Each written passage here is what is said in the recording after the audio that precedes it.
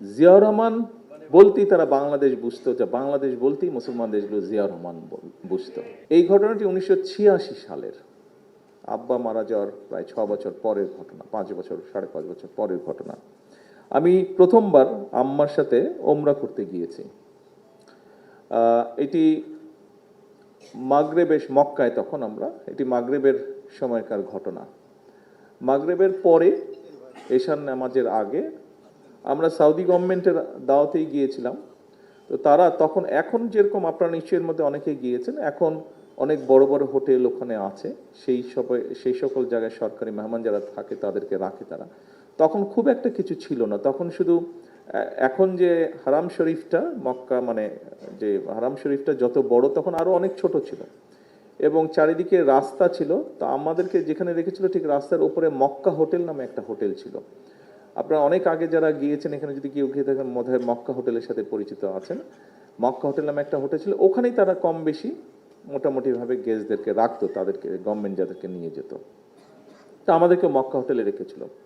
আমরা একদিনই ছিলাম ওখানে, আবার রাতে জেদ্দায় নিয়ে এসেছিল আমাদেরকে। এনিওয়ে, তো মাগরিবের নামাজ শেষ করে এসার জন্য যাবো, তো আমি হোটেল রুমে এসেছি একটু রিফ্রেশ হওয়ার জন্য। তো আমি লিফটের সামনে দাঁড়িয়ে আছি, লিফট আসবে, 2-3টা লিফট, খুব বড় যে হোটেল ছিল নট দ্যাট।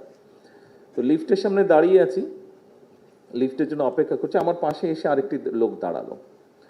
লোকটি দাঁড়ালো, তো লোকটিকে দেখেই বোঝা যাচ্ছে, ওর ড্রেস দেখেই বোঝা যাচ্ছে যে ইন্দোনেশিয়ান।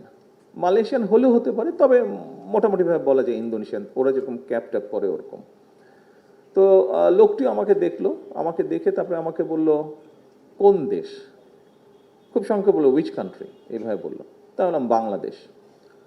লোকটা 2 সেকেন্ডের মধ্যে আমাকে বললো ও বাংলাদেশ জিনিসটা রেকগনাইজ ওভাবে করলো না, কিন্তু ওর সাথে সাথে বললো ও জিয়াউর রহমান।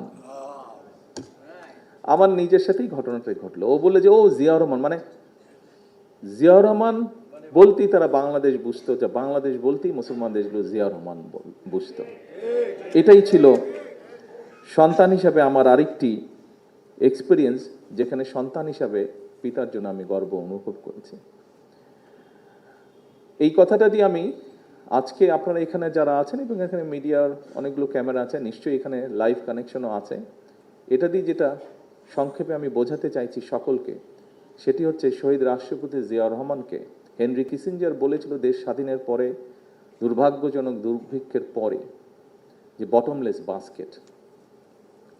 মাত্র কিছুদিনের মধ্যে শহীদ জিয়াউর রহমান কঠোর পরিশ্রমের মাধ্যমে এমন একটি পর্যায়ে নিয়ে গিয়েছিলেন বাংলাদেশকে।